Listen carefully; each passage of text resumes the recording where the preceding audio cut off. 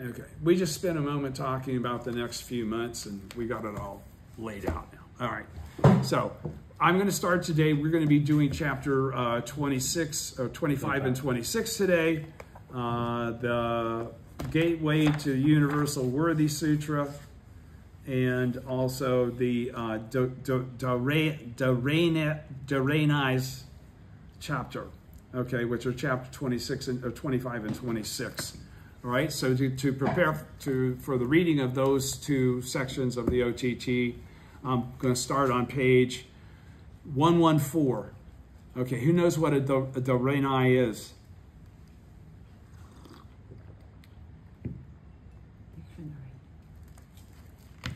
It's a magic spell. Oh. Okay, so and we think, well, we don't believe in magic. No, we don't believe in magic, but we do understand that the way this all worked out, eventually we got to a point where just Nam Myoho Renge Kyo is the whole teaching. And for many people, the way those kinds of circumstances worked in ancient times or in the past, that those were considered spells that you were casting. Right. We're not casting a spell, we're calling out our own innate Buddha nature, but there's never been anybody to clarify that before us. Okay, so the Daishonin is qualifying that even though Dharani's are mentioned as a full chapter and qualified as existing in chapter 26, not to be freaked out. They aren't the only Dharani in the latter day of the law is Nam Myoho Renge Kyo. That's really the bottom line. Okay, so Dharani, a formula said to protect those who recite it and to benefit them by virtue of its mysterious power. This is on page 114. Mysterious power is that you don't know why somehow it seems that something happens when you say these phrases. The word Dharani, but again, Nam Myoho Renge Kyo has now, it's the latter day of the law. You don't need any more of this stuff from the Lotus Sutra and from the old Buddhism, from the provisional teachings. Okay, Dharani is rendered in Chinese Buddhist scriptures as all retaining or able to retain. One who upholds and receives all Dharani's is believed not only to remember all of the Buddha's teachings and never forget them, but also to deflect evil influences. Dharani's, oh God, are recited in Sanskrit, and some have no known meaning. They are especially valued in esoteric Buddhism. So the people that are way into this are True Word and Tibetan School, okay? As far as still doing those incantation kinds of things, all right? That's the thing that separates True Word from Tendai, okay? All right, so they are especially valued in esoteric Buddhism. And esoteric Buddhism, we all know what that is referring to, right? Tantric Buddhism, mystery, magic Buddhism, okay? All right, Dharani chapter, the 26th chapter of the Lotus Sutra. In this chapter, the Bodhisattva Medicine King and Brave Donor, and we remember Medicine King, right? Okay, I'm going to read about him anyhow. And Brave Donor, the heavenly gods such as Vaisravana and Upholder of the Nation, the 10 demon daughters, and the mother of the demon children, all recite Dharani's, with which to protect those who uphold and propagate the Lotus Sutra. Dharani's are mystic formulas that are said to protect those who recite them. The 10 demon daughters and the mother of the demon children, after chanting their Dharani's, say, if there are those who fail to heed our spells and trouble and disrupt the preachers of the law, their heads will be split into 7 pieces like the branches of the Arajaka tree. That's where that phrase comes from on the Gohonzon that Daishonin is quoting. That's quoting it from the demon mother and her children from the Lotus Sutra. Shakyamuni then describes the great benefit of that the daughters, the 10 demon daughters, will receive for protecting the devotees of the sutra. So when we see the demon mother, you know, what's her name? Say it again? 母子鬼神。Oh, you guys are going to say it one way. I'm saying it a different, a little bit of a different. Kishimojin. Kishimojin is how I was, you know, it's a Japanese, I guess. Okay, Kishimojin. He's going to break down Kishimojin, the name, okay? Because again, all of this is actually all pronounced in Japanese, even though it's in Mandarin. Okay, okay, so that's, Shakyamuni then describes great benefits that the daughters will receive for protecting the votaries of the sutra, which is qualifying how special we must be because they receive such benefit for merely helping us, okay? Okay, so then Dharma, what is the Dharma? Again, what's the Dharma? I don't believe you can answer. What's the Dharma? A term fundamental to Buddhism. Dharma derives from the root dri, which means to preserve, maintain, keep, or uphold. It has a wide variety of meanings, including law, truth, doctrine, the Buddhist teachings, decree, observation, conduct, duty, virtue, morality, religion, justice, nature, quality, character, characteristic, essence, and elements of existence, or phenomena. So the Dharma realms is everything. Yeah. Is everything, okay? Some of the more common usages are often capitalized. The law, capital L, or ultimate truth, for example. Kumera Jiva translated Sadharma, the Sanskrit word that literally means correct law, as wonderful law, or mystic law, indicating the unfathomable truth or law that governs all phenomena. 2, the teaching of the Buddha that reveals the law, Dharma or Abhidharma, means that the Buddha's decree or the sutras, often 3, often plural, manifestations of the law, phenomena, things, facts, or existences. The word phenomena in the true aspect of all phenomena is the translation of dharmas, okay? So the elements of existence, 4, which include, according to the Hinayana schools, are the most basic constituents of the individual and his or her reality, norms of conduct leading to the accumulation of good fortune. The word Dharma is a component of the names of many Indian Buddhist monks, and I won't mention them, but the bottom line is you need to understand every time we hear the word Dharma, it's an all-inclusive aspect of all things everywhere. There is no place anywhere that's not the Dharma realm. Nam-myoho Renge-kyo exists everywhere.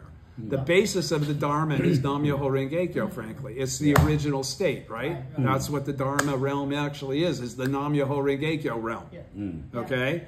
All right. So then, jumping over to the next thing I got marked is 4 heavenly kings. Where are the 4 heavenly kings? 4 corners of the Gohonzon, right. Okay, 4 heavenly kings also, and they're going to appear in what we're going to read. All right, so they're going to show up. You're going to finally understand, who are these guys? God, I hardly ever heard of them before.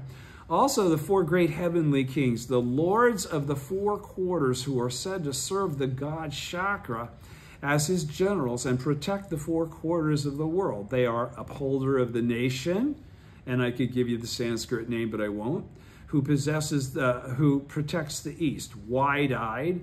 I again won't go into the Sanskrit name, who guards the west. Hearer of many teachings. Now I will say that because I don't ever hear the word, the translation of hearer of many teachings used. It's always Vaisravana.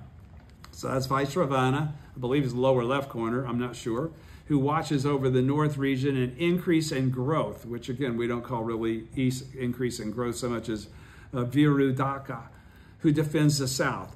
They are called the guardians of the world, and they are said to live halfway up the 4 sides of Mount Sumeru, on whose summit Chakra dwells. The respective functions are to protect the world for each one of these guys in the order that I've mentioned them. Their respective functions are to protect the world, to discern and punish evil and encourage the aspiration for enlightenment, to listen to the Buddhist teachings and protect the place where the Buddha expounds them, and to relieve people of their suffering. So they each have their own kind of thing that they do. Various sutras, such as the Golden Light Sutra, refer to them as guardians of Buddhism. In the ceremony of the Lotus Sutra, these 4 heavenly gods appear with their 10,000 retainer gods, and in the Dharani 26th chapter of the Lotus of the Sutra, hearer of many teachings and upholder of the nation, pledged to protect those who embrace the sutra. All right, then going on to Medicine King, because Medicine King, again, Medicine King is who the Teacher of the Law chapter was actually addressed to, right? He's already been in chapter 23, which is called Medicine King. Okay, so you know him pretty well. But I think the last time when we read Medicine King, I just read the chapter's definition. I didn't read his bio. Okay, so I'm going to go ahead and stick it in there because he's a big part of chapter 26. A bodhisattva, or pardon me, 25. A bodhisattva said to possess, Medicine King, a bodhisattva said to possess the power to cure physical and mental diseases. The Sanskrit Shaja means curative medicine or remedy. Reja means king. According to the meditation of the 2 bodhisattvas, Medicine King and Medicine Superior Sutra, in the remote past, in the middle day of the law of a Buddha named Lapis Lazuli, brightness, Bodhisattva Medicine King was a rich man named Constellation Light. He heard the teachings of the Buddha wisdom from the monk's Sun Repository. Rejoicing, he presented beneficial medicines as an offering to Sun Repository and his fellow monks, and vowed that when they attained Buddhahood, all those who had heard his name would be cured of illness. Constellation Light had a younger brother, Lightning Glow, who also offered beneficial medicines to Sun Repository and others, vowing to attain Buddhahood. The people praised the 2 brothers, calling the elder brother Medicine King and the younger brother Medicine Superior. Constellation Light and Lightning Glow, the sutra says, were reborn respectively as Bodhisattva Medicine King and Bodhisattva Medicine Superior. So you know we mentioned 4 different dudes. They transmigrated to become Medicine King and Medicine Superior, and will in the future attain enlightenment as the Bodhisattva Pure Eye and Pure Storehouse. Bodhisattva Medicine King also figuratively, you got to think about what's their title. Are they called Bodhisattva? Bodhisattva, then they're qualifying that they haven't attained Buddhahood yet. Oh. They will attain Buddhahood. Okay. Bodhisattva Medicine King also figures prominently, because again, they don't have Nam-myoho Renge-kyo to bring that forth in a single lifetime. That's why they say, well, he's going to become. Those were all the prophecies that we laid out in the first part of the Lotus Sutra, right? Bodhisattva Medicine King also figures prominently in the Lotus Sutra. The Teacher of the Law, 10th chapter, is addressed to Bodhisattva Medicine King. In the Encouraging Devotion, 13th chapter, he and Bodhisattva Great Joy of Preaching lead the host of bodhisattvas in vowing to propagate the sutra in the evil age after Shakyamuni's death. The Medicine King chapter, so he's a significant dude. The Medicine King 23rd chapter describes the austerities he performed in a previous lifetime as a bodhisattva named Gladly Seen by All Living Beings, or simply Gladly Seen. This is the story of Gladly Seen.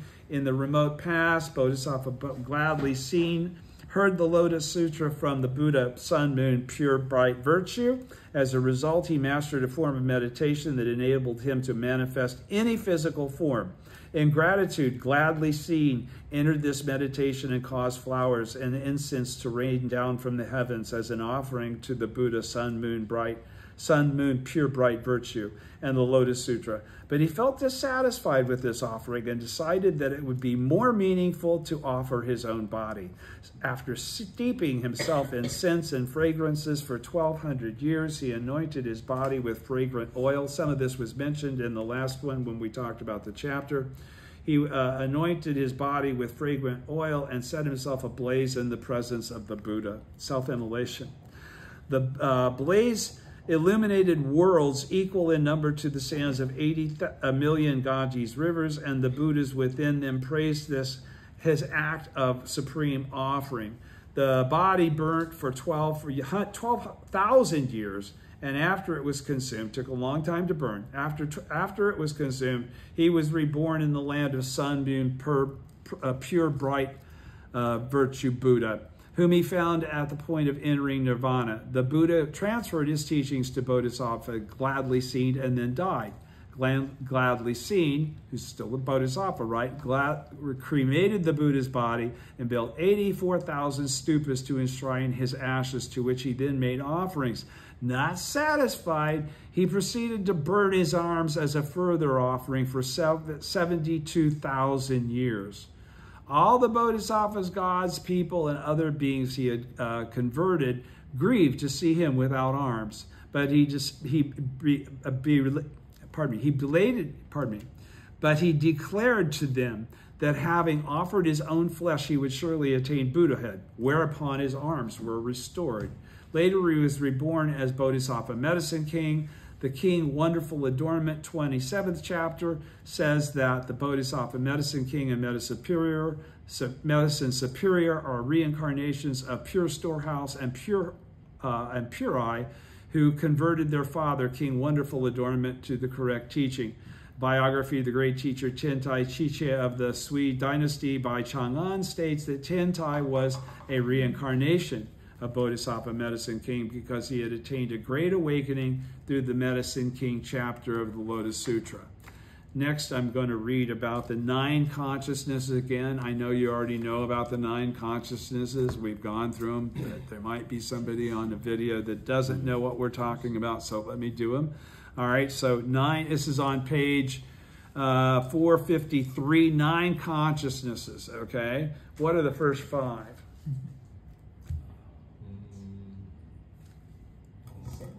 Come on. The 5 organs, the senses. The 5 senses. Okay, so right.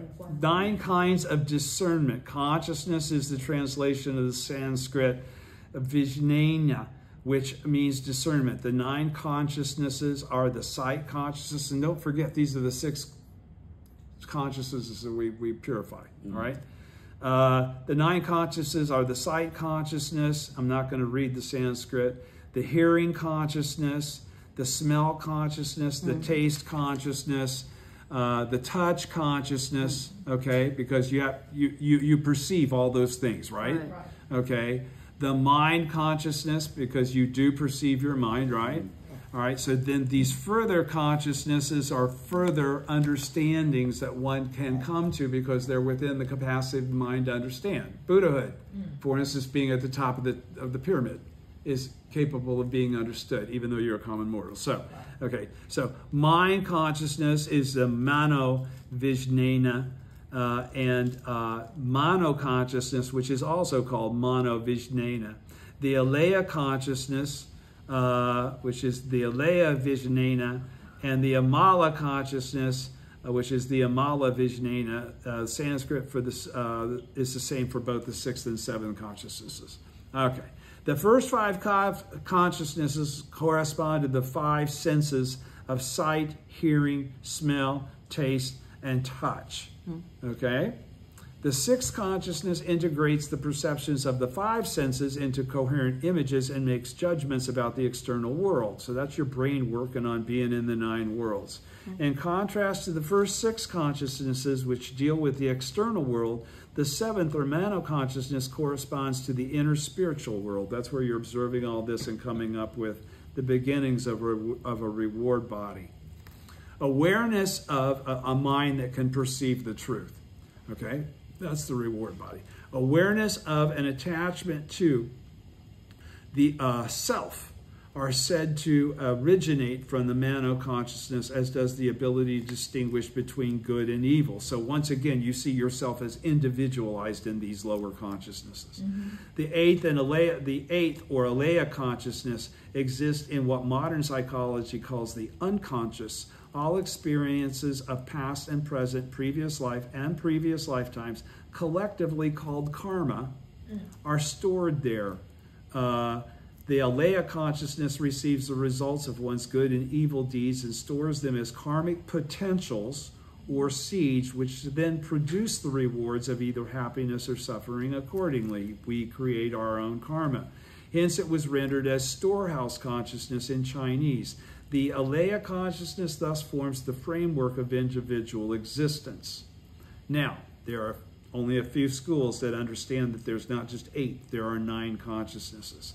The Dharma characteristics school regards the 8th consciousness as the source of all spiritual and physical phenomena. The summary of the Mahayana, the Shulun, Shoron school, the Tentai school, and the Flower Garland school. So only those 4 schools, just like there's only 4 schools in Nichiren Buddhism that perceive that Daishonin as the original teacher. Okay, there are only 4 schools: the summary of the Mahayana school, the Tentai school, the Flower Garland school, all postulate a 9th consciousness called the Amala consciousness, which lies below the Alaya consciousness and remains free from all karmic impurity. This 9th consciousness is defined as the basis of all life's functions, hence it was rendered as pure consciousness in Chinese. And what would that indicate then, about that 9th consciousness? Just the phrase free from all karmic impurity qualifies its Buddhahood. Okay? So this 9th consciousness that Daishonin qualifies is where we hang in non-substantiality, because we don't have any of the delusion that will put us in any of the other lower realms. Okay? So that's the 9th consciousness. When we get to that in the Gosho reading, we're now going to read the synopsis of the perceiver of the world, or pardon me, we're going to talk about canon now before I go into the definition of the chapter.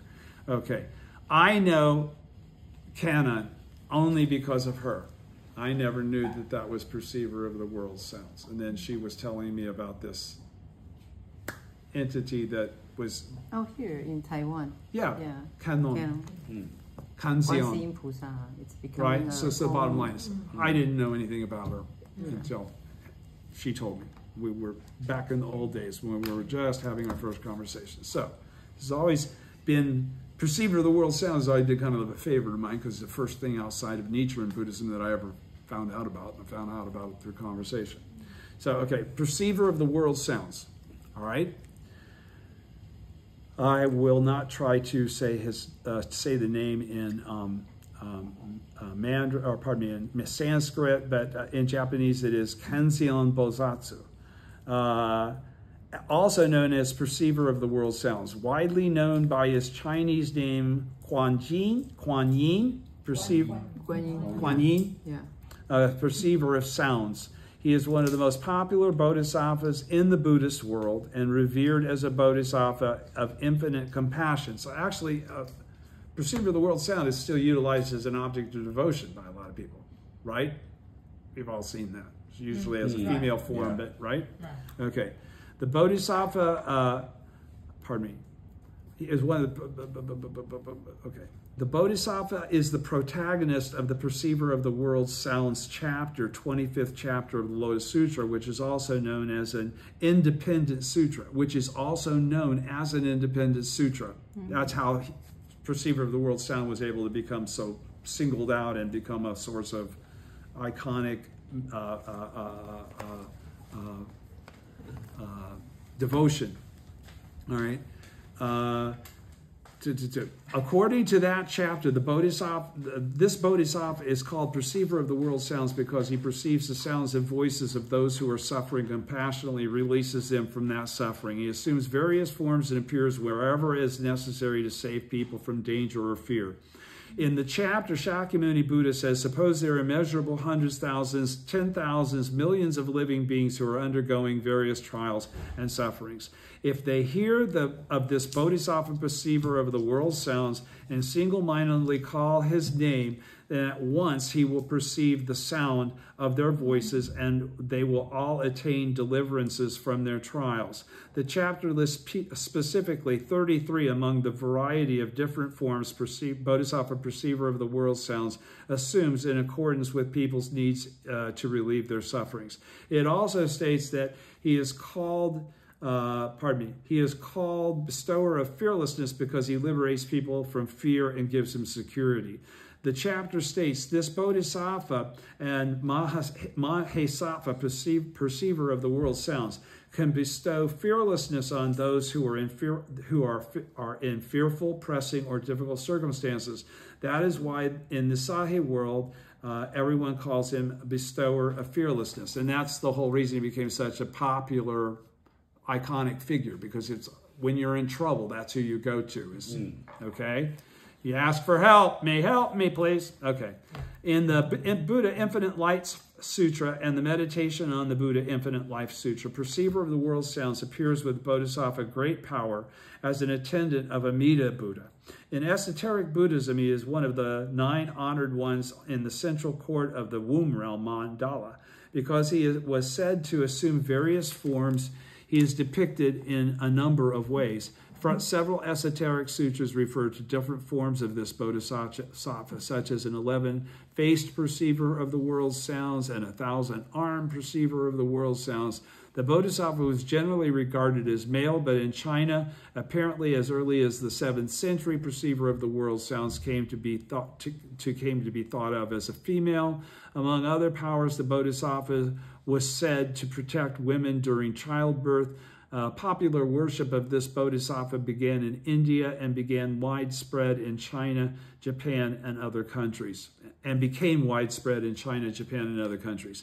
Perceiver of the world sound is also known by the name freely perceiving, Kanjinzai, which is a rendering of Wanzang's Chinese translation of the Sanskrit name, which I won't try to pronounce. The name of perceiver of the world's sounds derives from Kumarajiva's Chinese translation of Avalokitesvara, which is the thing I wouldn't translate before. That same name is a compound of Avalokita, meaning the act of looking or having been seen, and Ishvara, meaning able to do, master or lord.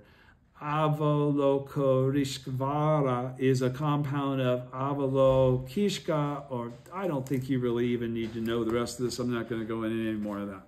Okay, I'm going to jump all the way to the back, to the very end. Now we're going to get to the last chapter summary, and then I'm going to go into the OTT. All right, so this is on page 791. It's the summary of the chapter, Universal Gateway of the Bodhisattva Perceiver of the World Sounds chapter.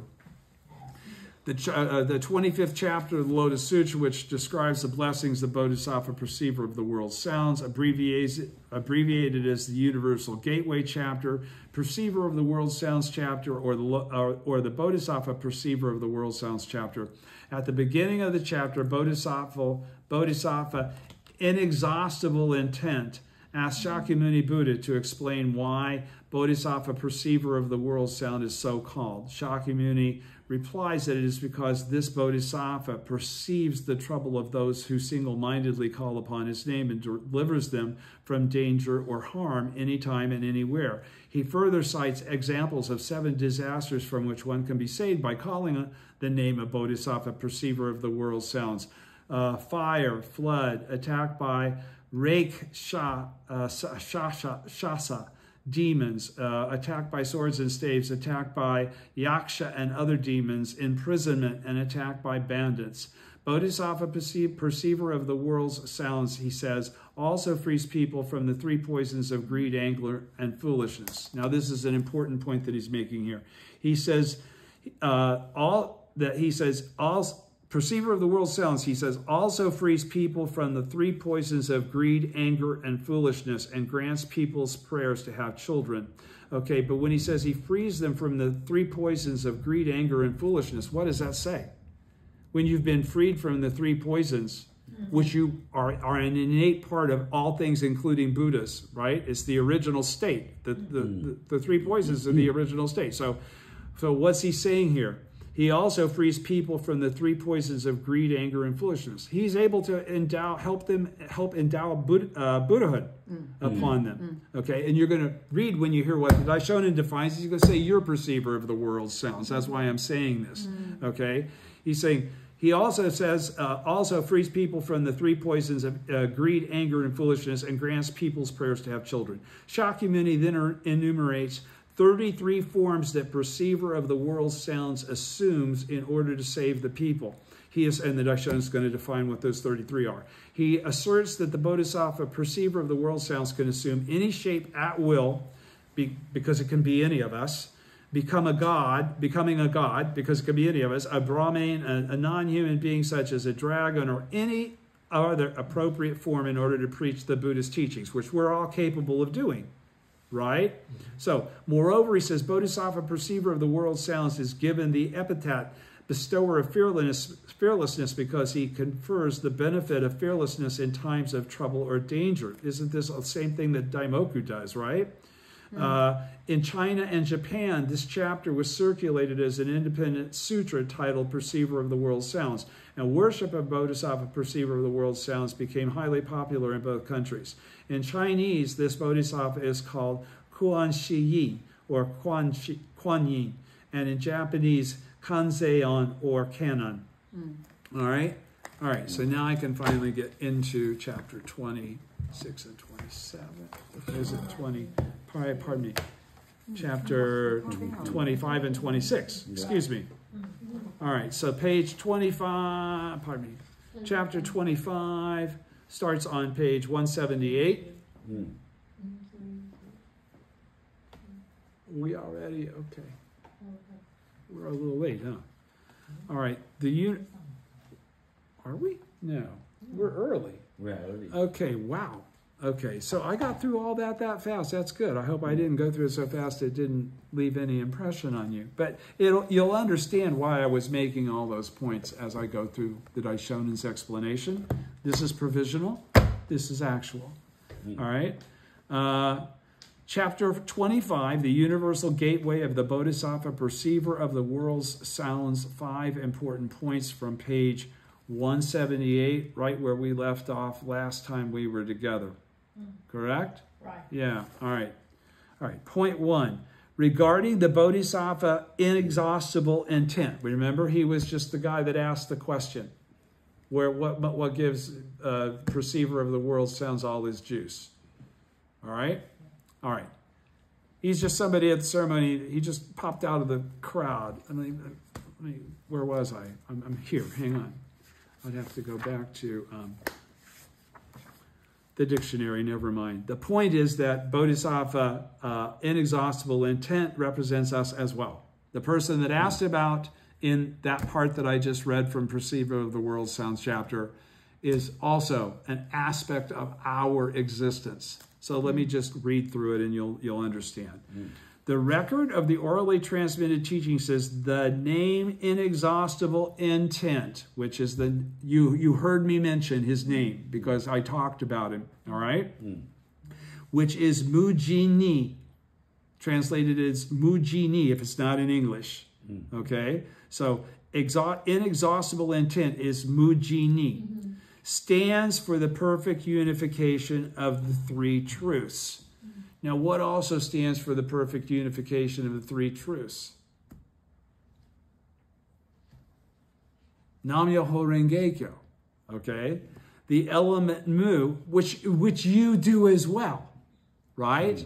Okay, the answer to all questions is Nam-myoho Renge-kyo, all right? So the element mu of mu-ji-ni, or not, represents the truth of non-substantiality, okay? The element jin, or exhaustible, represents the truth of temporary existence, and the truth ni, or e, or intent, represents the truth of the middle way. So he just qualified that Mujini means the three truths. You got it? Okay. In the name perceiver of the world sounds. Kanzeon, on the element kan, the perceiver represents the truth of non-substantiality. The element ze, or world, represents the truth of temporary existence. And the element on, or sounds, represents the truth of the middle way. So they now both express exactly the same thing. Okay, right? Inexhaustible intent and perceiver of the world sound are the same influence. All right? In the words Myoho Rengekyo, which is synonymous with everything, okay?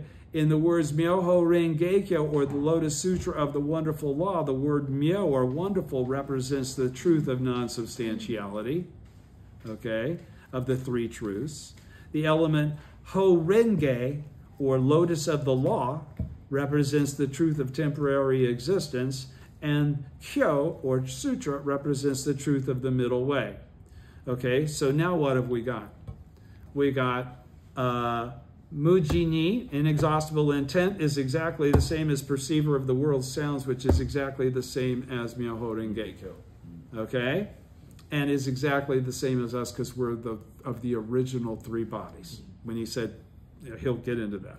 In this chapter, the wonderful principle of the Dharma nature that is embodied in the three truths is expressed in terms of the three truths of the Bodhisattva perceiver of the world sounds and the three truths of the Bodhisattva inexhaustible intent. Now, did you catch what he's saying there?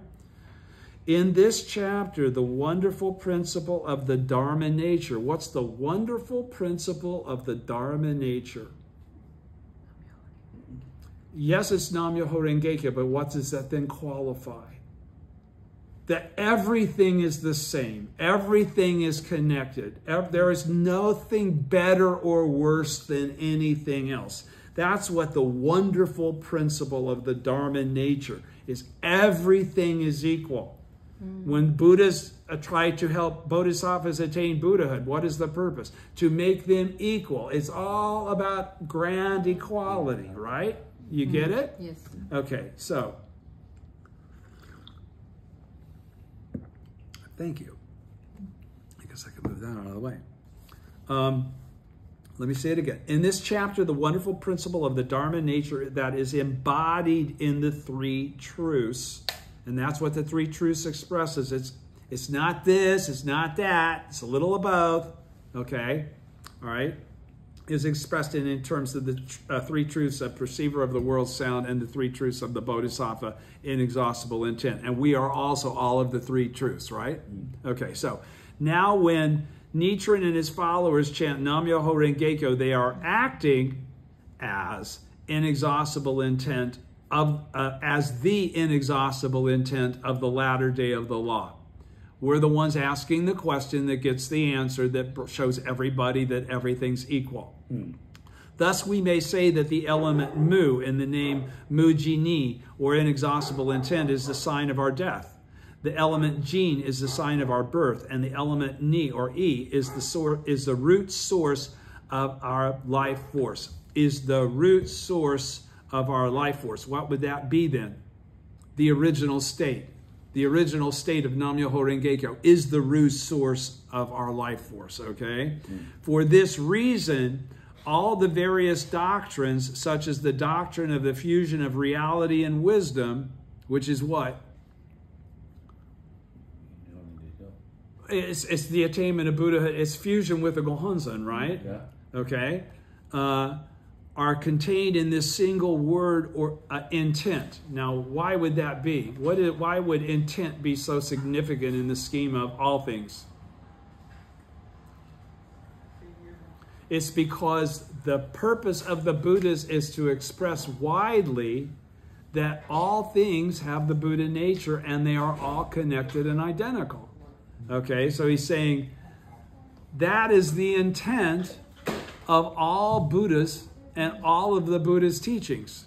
All right, so let me say it again. For this reason, all the doctrines, the various doctrines, such as the doctrine of the fusion of reality and wisdom, are contained in a single word, E, or intent. This intent represents the Dharma nature, or the middle way. That's all things. The Dharma nature represents Nam-myoho Renge-kyo, which is the essence of all things, the original state. These 5 characters are the intent of the Lotus Sutra. Okay, widespread propagation brings about Kosen Rufu, correct? Is everybody with me? All right, so then he goes on to say, in terms of the 5 stages of development of the fetus in the womb, the character I or intent corresponds to the fifth stage, that of bodily form. Why? What's the intent? For living beings to emerge into the Sahe world and reveal their original state, their original enlightenment, and the fact that they're already Buddhas exactly as they are. Okay, so that's the intent of being born, is for you to find Buddhahood. All right? I'll say it again. In terms of the 5 stages of development of the fetus in the womb, the character I or intent corresponds to the 5th stage, and it says the 5 stages. So if this is the 5th stage, this is the last stage. The last stage is that of bodily form. Perception, that's the 5 components too. In terms of the 5, hence the form of a being in the 5th stage corresponds to the 5 elements of earth, water, fire, wind, and space. Where have we heard that before? The letter to Abutsabo, right? When he says that the treasure tower at present, the Honorable Abutsabo is made up of the 5 elements of earth, water, fire, wind, and space. And you are the treasure tower. And the 5 elements in turn correspond to the 5 characters of Myoho Renge-kyo. You are the treasure tower. You are the Gohonzon itself. Okay? All right? Everybody's with me. This is all stacked on top of each other. The Daishonin is deciphering the Lotus Sutra's very heavy, complicated teaching to the simple understanding of Nam-myoho Renge-kyo and how this all fits together. Okay, in terms, these 5 characters are also expressed in the single of Myoho Renge-kyo. These 5 characters, let me say the whole one. Hence, the form of a being in the 5th stage corresponds to the 5 elements of earth, water, fire, wind, and space, and the 5 elements in turn correspond to the 5 characters of Myoho Renge-kyo. These 5 characters are also expressed in the single character I, or intent. Okay? The intent or meaning of the Buddha is the 5 characters of Myoho Renge-kyo. All Buddhists. Okay? Do you understand what he just said? There's no reason to preach the Lotus Sutra if you're not going to ultimately have it lead to Nam-myoho Renge-kyo. That's the intent of the Lotus Sutra. Okay? The intent or meaning of the Buddha is the 5 characters of the Buddha. That means enlightened one. The intent or meaning of the thus come one is the 5 characters of Myoho Renge-kyo. He doesn't qualify it as being anything other than all Buddhists. All right? This is the good medicine described in the lifespan chapter, the good medicine favored by all the Buddhas of the 3 existences. So what are the 3 existences? Past, present, and future. Okay, so what are all the Buddhas of the 3 existences? Every Buddha that ever can or will ever exist, right? And what is he saying here? He says this good medicine described in the lifespan chapter, which is Nam-myoho Renge-kyo, is the good medicine favored by all the Buddhas because that's how they attained enlightenment. Okay? So now, the last paragraph on page 179. These 5 characters, and at the bottom there's an asterisk that's only qualifying that when he says these 5 characters, he's talking about Nam-myoho Renge-kyo, whether he says Myoho Renge-kyo or not. If he says 5 or 7 characters, it doesn't matter. Okay, so, but again, all these countless phenomena of the 3,000 realms are nothing more than the single character I, or intent. And to have faith in this intent of the Buddha is what is meant by the mind of faith. The element of mind has its various divisions or categories, but all are completely encompassed in the entirety of the wonderful law. Now, did you understand what that just said? What did that just say? All the countless phenomena in the 3,000 realms are nothing more than this single character of I, or intent, or actually this Nam-myoho Renge-kyo, okay? And to have faith in this intent, to have faith in this desire of all Buddhas for Kosen Rufu, okay, to have faith in that before you've attained Buddhahood, all right, is what is meant by the mind of faith. The mind of faith is there and required so that you can attain Buddhahood in your present form. The element of mind has its various divisions or categories. We have all kinds of elements of our mind, but all are completely encompassed in the entirety of the wonderful law. So the entire realm of the mind is contained within Nam Myoho Renge Kyo, okay, the law of all things.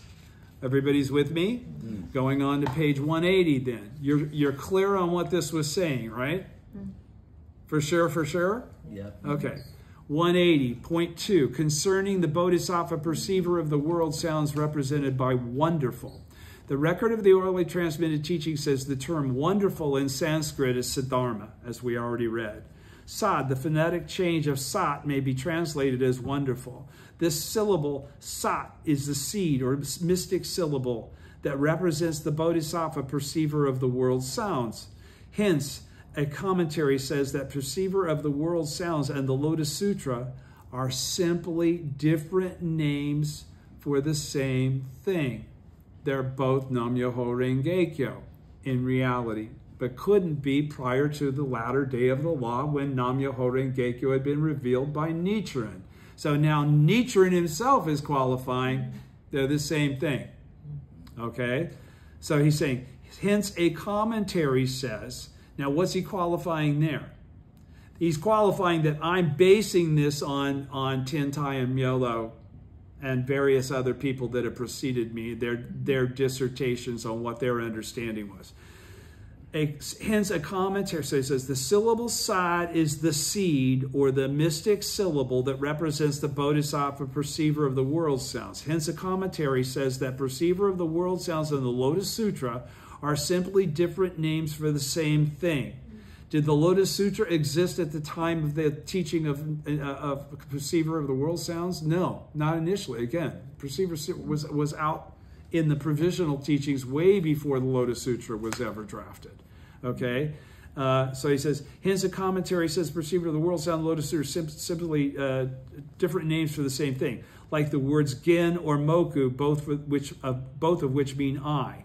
Now we have entered the latter day of the law. The benefits Nichiren and his followers enjoy in their chanting of Nam-myoho Renge Kyo are as far above those conferred by a perceiver of the world sounds as heaven is above earth or clouds or above mud. Now, why is he saying that?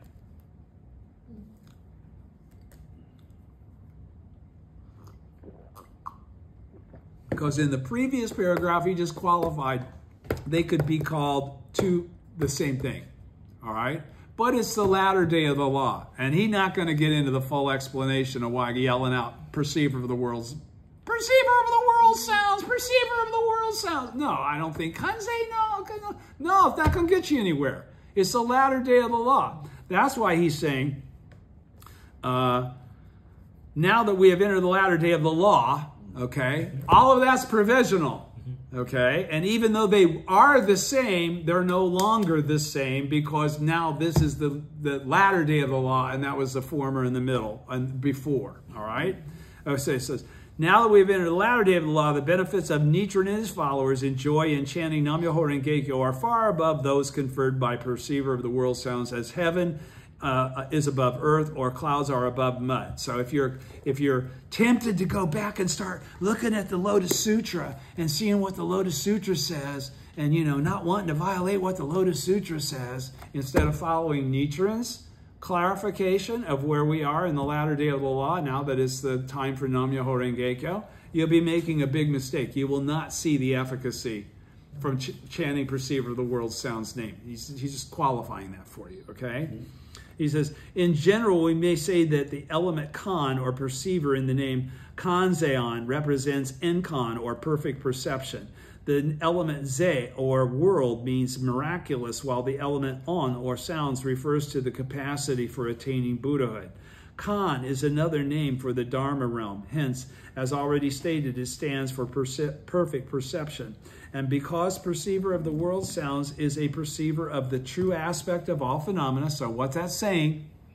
because perceiver of the world's sounds already knows about Nam-myoho Renge-kyo, okay, that's what he just said, and because, where am I? And because perceiver of the world's sounds is a perceiver of the true aspect of all phenomena, which is Nam-myoho Renge-kyo, he can see and understand the different realms such as those of hell, hungry spirit, animals that make up this miraculous world.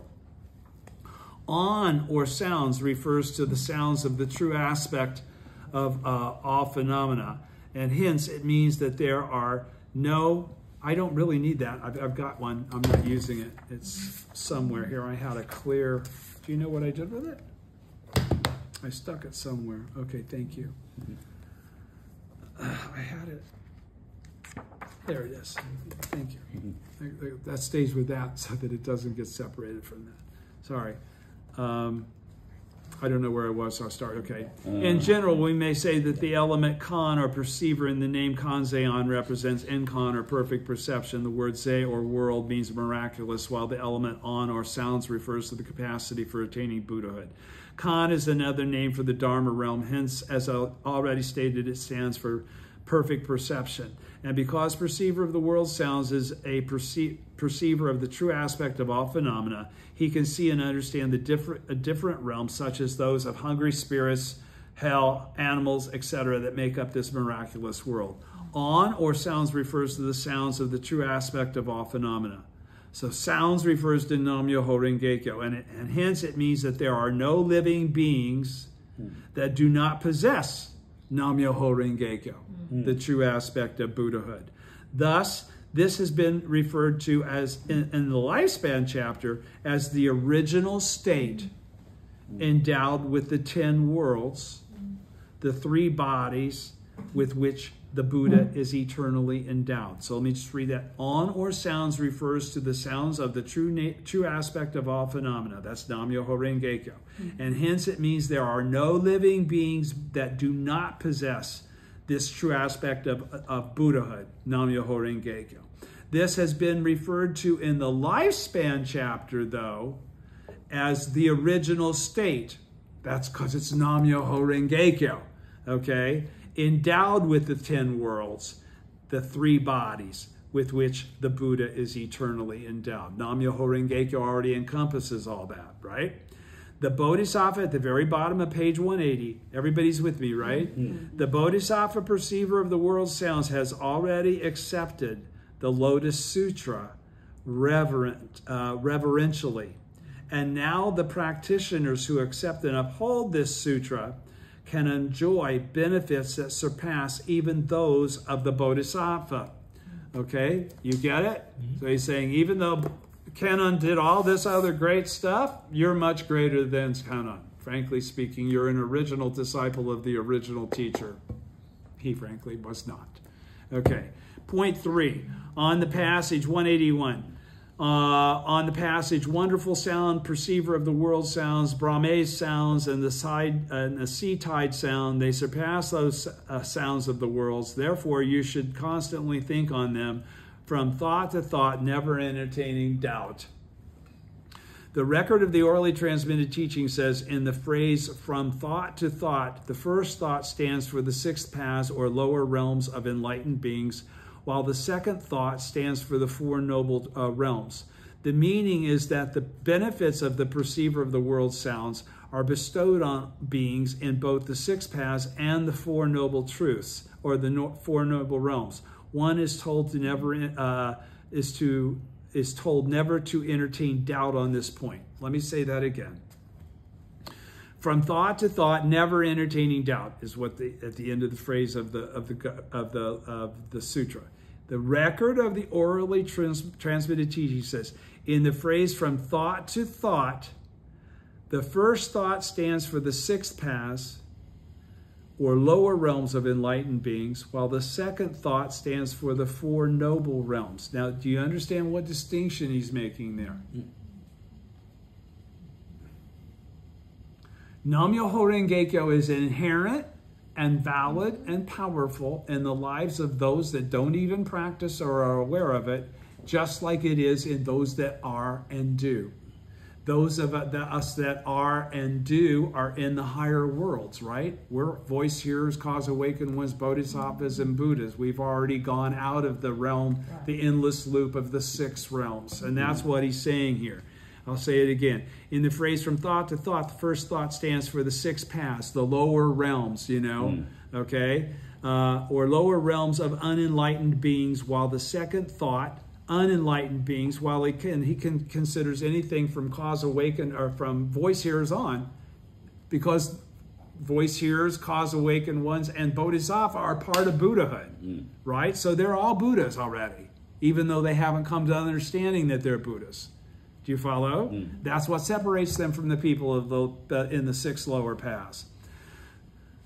Top of page 181, getting into the text, the record of the orally transmitted teaching says, in the phrase from thought to thought, the first thought stands for the 6 paths or lower realms of enlightenment, while the second thought stands for the 4 noble realms. The meaning is that the benefits of the perceiver of the world's sounds are bestowed on the beings in both the 6 paths and the 4 noble realms equally. One is told to never entertain doubt on this point.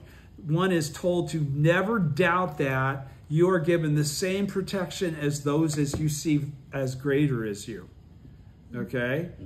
You are just as much a Buddha as any Buddha that's ever been mentioned. Don't ever doubt the fact that you're not a Buddha, that you're not worthy, that you can't call on the Gohonzon for mercy and for empowerment. I'll tell you that's when it comes. Okay? Straight up. Faith, faith, faith. That's what that's saying. With faith, doesn't matter what world you're in. Okay? Because all 10 worlds have the 10th world in them. Okay? So, or again, it may refer to the succession of thoughts or moments of life that constantly abides throughout the 3 existences of past, present, and future, our moment-by-moment existence. This is meant by what is meant by the words that come earlier. For this reason, living beings should constantly keep the thought of the wonderful law in mind. Because as long as you've got a mind, Nam-myoho Renge-kyo is there. Right? There's no such thing as having a mind without the 3 bodies, without the original state. It doesn't manifest that way. Okay? Now, when Nichiren and his followers chant Nam-myoho Renge-kyo, they should abide in the mind of faith. Now, what does abide in the mind of faith mean? That's where you live. Okay? That's where you live. That's, you know, it's like whatever the hell is going on around you. You just go back to the Gohonzon and go, shit. Okay, let's kick some more ass. And really, that's a great way to live. That is a great way to live. It's an honor to live that way. To never lose? Yes. That's badass, man. Okay, but you can't do that if you aren't that. All right? So he says, now when Nichiren and his followers chant Nam-myoho Renge-kyo, so knowing, thinking, understanding, saying you believe when you're not chanting, you know. Okay? All right.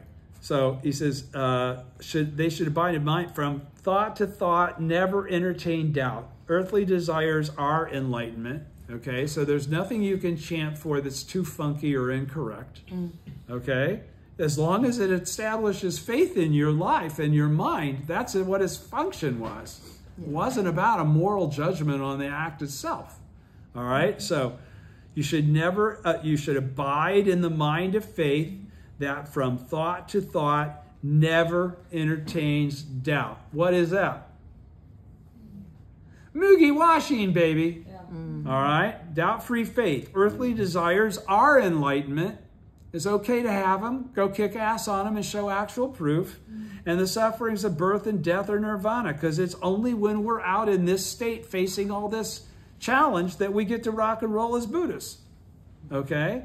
And show the power of our own lives. One should have no doubts concerning this. And when Nichiren Daishonin says it like that, straight up to you, I sure hope you take it seriously. I sure hope you don't just like blow that off as some more words in another thing you're reading.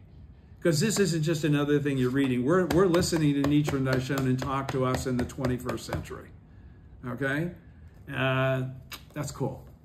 All right? bottom of 181, point 4. On the passage, if a woman wishes to give birth to a male child, she should offer obeisance and alms to Bodhisattva, perceiver of the world sounds, and then she will bear a son, blessed with merit, virtue, and wisdom. And if she wishes to bear a daughter, she will bear one with all the marks of comeliness, of one who in the past planted the roots of virtue and is loved and respected by many persons.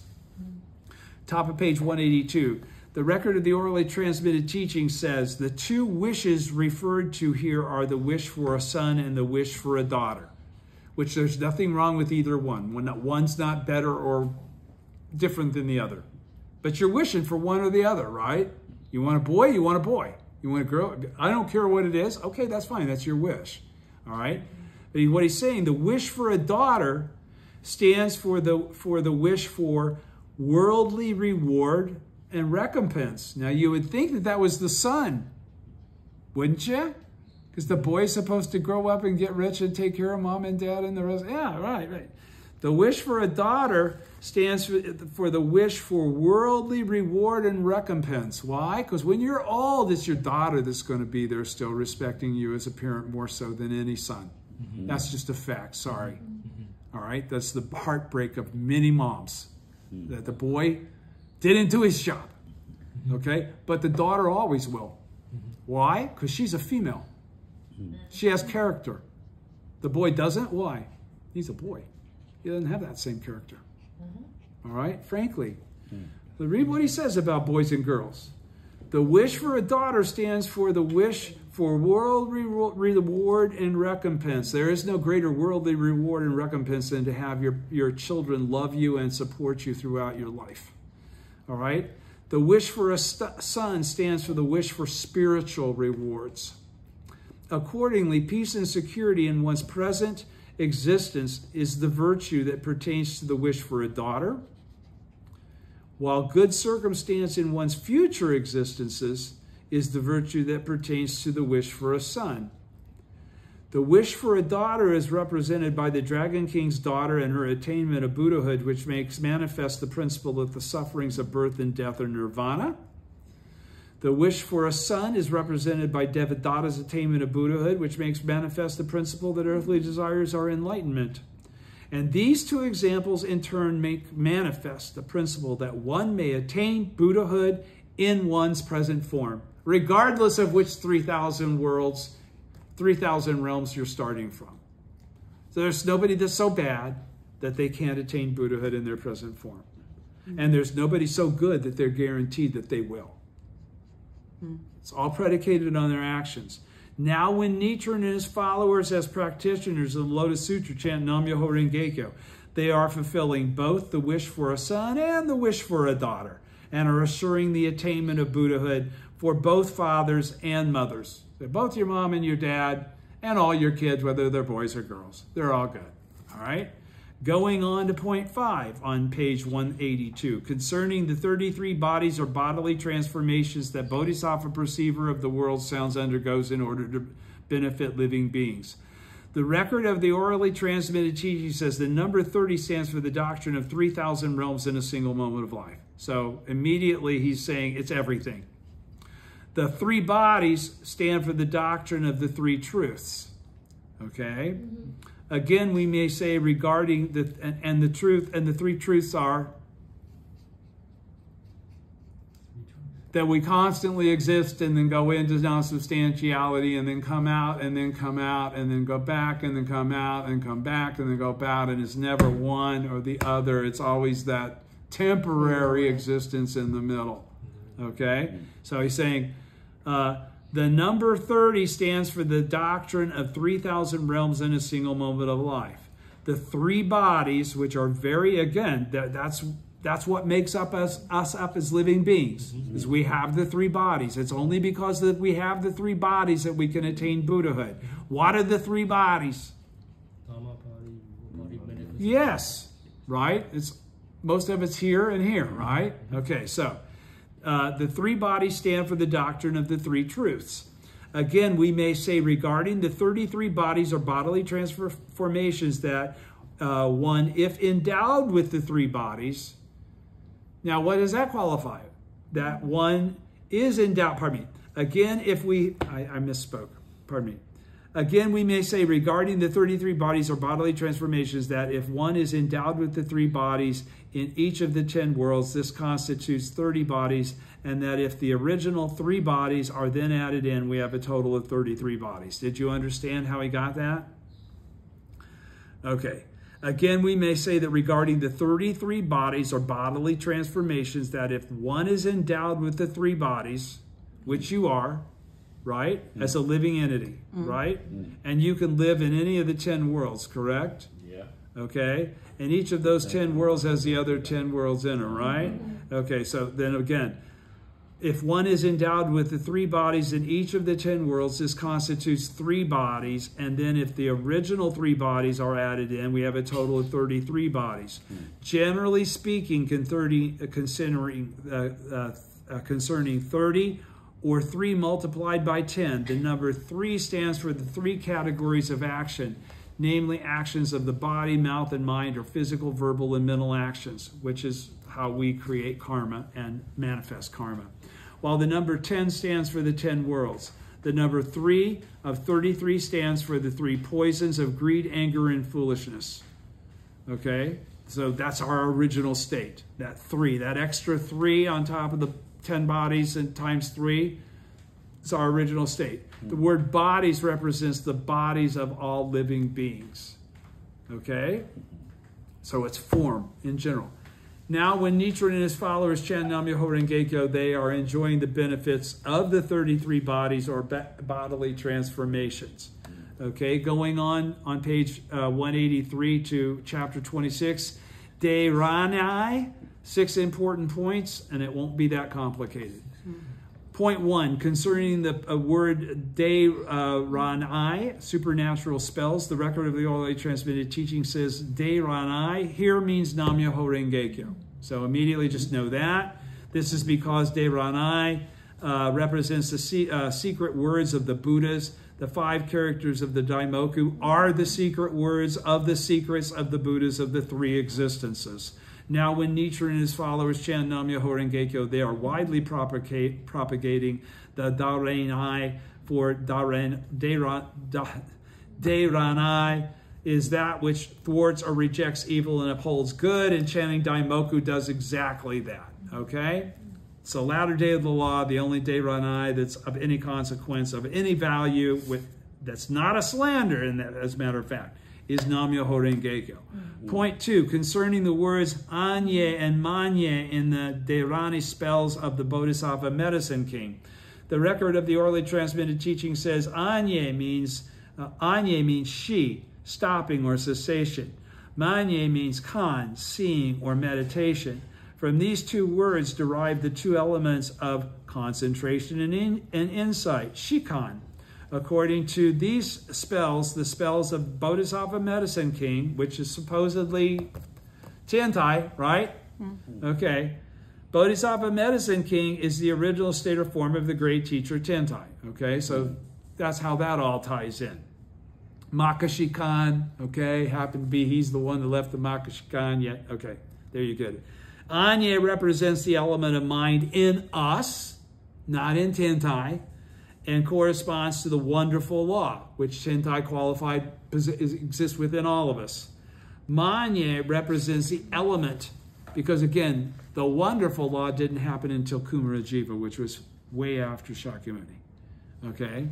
It was the law in the Lotus Sutra. It wasn't, okay. So Manye, except in his translation. Manye represents the element of body in us and corresponds to the word law. When we make the words our bodies and minds being the wonderful law, our spell, which is Nam-myoho Renge-kyo, Nam-myoho Renge-kyo, Nam-myoho Renge-kyo, that is making our bodies and minds the wonderful law. That is us saying this spell. When we chant Daimoku, we're doing what he's talking about. All right? So he says, when we make these words our bodies and minds being the wonderful law, our spell, if you will, our means to achieve this bringing forth of our supernatural powers,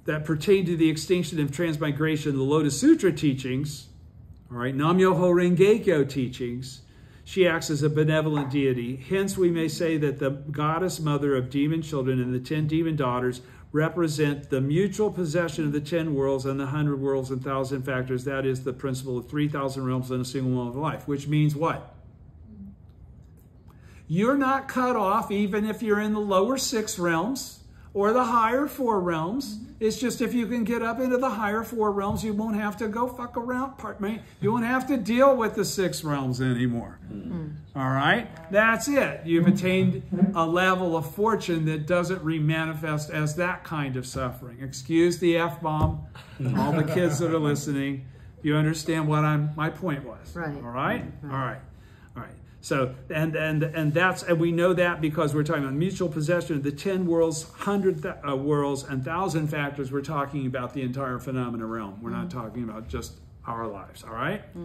The deity known as Samo Kojin, or Kojin of the 3 treasures, is a manifestation of the 10 demon daughters. The 3 types of Kojin are the god of hunger, thirst, and the god of greed and desire, and the god of blocks and hindrances. So I should have said the 3 types of Kojin are the god of thunder and thirst, the god of greed and desire, and the god of blocks and hindrances. Now, the practitioners of the Lotus Sutra, because they transform the 3 poisons of greed, anger, and foolishness into the 3 virtues of Dharma, body, wisdom, and emancipation. And when did we do that? When we went from the 6 realms, we heard the name and the truths, we automatically transformed greed, anger, and foolishness into that potential of Dharma, body, wisdom, and emancipation. We don't go backwards, right? You already saw, we don't go back into the 6 realms where those things are manifest. Okay, so he says, he says, because they transform the 3 poisons of greed, anger, and foolishness into 3 virtues of Dharma, body, wisdom, and emancipation, are not to be identified with the god Samo Kojin, which is a bad dude, is a mean god. For persons who have no faith in the Lotus Sutra, Kojin is the name, is what the name implies, a rough god who awakens demons. But when he is in the presence of a practitioner of the Lotus Sutra, he acts as a guardian deity. Point 4 at the top of page 185. In the passage, excellent, excellent. If you can shield and guard those who accept and uphold the mere name of the Lotus Sutra, your merit will be immeasurable. The record of the orally transmitted teaching says the name of the Lotus Sutra means the Daimoku. Okay? Nam-myoho Renge-kyo is the name of the Lotus Sutra because it's the latter day of the law. Those of the passage refers to the practitioners of the Lotus Sutra among the living beings of the country of Japan. Those. We may also say that while those may refer either to men or women, here it is intended as praise for women in particular, and thus refers to women. The 10 demon daughters shield and guard women in particular. It is like the case of the Dragon King's daughter who speaks of the role of saving women when she says, I unfold the doctrines of the great vehicle to rescue living beings from suffering, chapter 12, Devadatta. There is a similar case in which the person refers to a woman in particular in the Medicine King chapter that reads, a person who can accept and uphold the sutra. Both are references to females. There is nothing less about being a female. Okay, point 5. On the passage, Kunti, you and your attendants should shield and guard the teachers of the law, such as these. Without females, there'd be no character.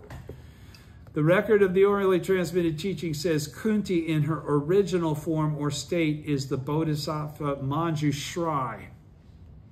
The sutra passage is saying that wherever the practitioners of the Lotus Sutra may be, whether on land or sea, she will shield and guard them.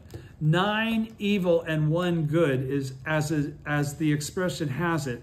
The passage makes clear that Kunti, which is one of the daughters of the demon mother, right? She's one of the 10 demon daughters. The passage makes clear that Kunti is the one good daughter among the 10 demon daughters. In terms of the 10 evil acts that arise from earthly desires, kuntai corresponds to the second of the 10, the act of stealing. This is because the daughters are counted in reverse order, so that kuntai, the 9th daughter, corresponds to the second of the 10 evil acts. And point 6, the last of this chapter. Point 6, top of page 186, concerning the 5 groups of supernatural spells pronounced in this chapter. The record of the orally transmitted teaching says the 5 groups of supernatural spells represent our individual bodies, or Myoho Renge-kyo. Myo, represented by the 10 demon daughters. Ho, by the heavenly king, upholder of the nation. Ren, by the heavenly king, increase and growth. Ge, by the heavenly king, wide-eyed. And Kyo, wide-eyed. And Kyo, by the heavenly king, Vashravana. The 5 characters Myoho Renge-kyo thus correspond to the 5 groups of supernatural spells, and the 5 groups of supernatural spells are our individual bodies. Our individual bodies are the only thing that's actually supernatural. Okay, because the fact that we exist and function as a temporary gathering of 5 components is a remarkable thing, and that we found a world that will support us, okay, and that there's a teaching that can grow us. Wow. Okay, they are our individual bodies. There could be nothing more than that they could be. All right, the spells of the 10 demon daughters represent the single character of Myo. And by the way, Catherine, I don't know if I remembered to devote this meeting to you, but I'm devoting it to you since I canceled last week. Catherine, this was all for you. The spells of the 10 demon daughters represent the single character Myo and are made up of 19 phrases. The sutra text says of them, though they, the enemies of the law, climb upon our very heads, they will never trouble the teachers of the law. Chapter 26. The spells of upholder of the nation represent the single character Ho and are made up of 9 phrases. The sutra text says of them, these Dharanis, these supernatural spells are pronounced by 42 million Buddhas. The number 4 here stands for the 4 sufferings of birth, age, sickness, aging, sickness, and death. The number 10 stands for the 10 worlds, and the number 2 stands for the 2 conditions of delusion and enlightenment. By the way, here, the number 42 is represented by 4, 10, and 2, according to the Japanese way of reading numbers. All right. The number 4 here stands for the 4 sufferings of birth, aging, sickness, and death. The number 2 stands for the 10 worlds, and 10 stands for the 10 worlds, and the number 2 stands for the 2 conditions of delusion and enlightenment. Upholder of the nation is a name indicative of the environment in which living beings exist. The word Ho represents the 10 worlds of living beings. The spells of increase and growth represent. You notice each one of these times we're getting to represent. These aren't dudes. Okay? The spells of the increase and growth represent the single character Rin and are made up of 13 phrases. The sutra text says of them, these Dharanis, these supernatural spells, are pronounced by Buddhas equal in number to the sands of the Ganges, and all of them respond with joy. The words respond with joy refer to the world or realm of Buddhahood. The spells of wide-eyed represent the single character Ge and are made up of 43 phrases. The sutra text says of them, these Dharanis, will bring a great benefit to living beings. The spells of Vashravana represent the single character Kyo and are made up of 6 phrases. The sutra text says of them, and I will also shield and guard those who uphold this sutra. So the purpose and function of point 6 was to spell out to you that all of this, actually, from the very beginning of Dharani, is not talking about anything so supernatural. It's talking about our lives. It's talking our lives living in the 9 worlds. Okay? And how we're to perceive this old way of thinking versus the reality of the correct manner of thought that was prescribed by the Shonen for the latter day of the law. Okay, so that's it. See y'all next week. We'll finish the last two, 27 and 28. Okay. All right, thank you. Thank you.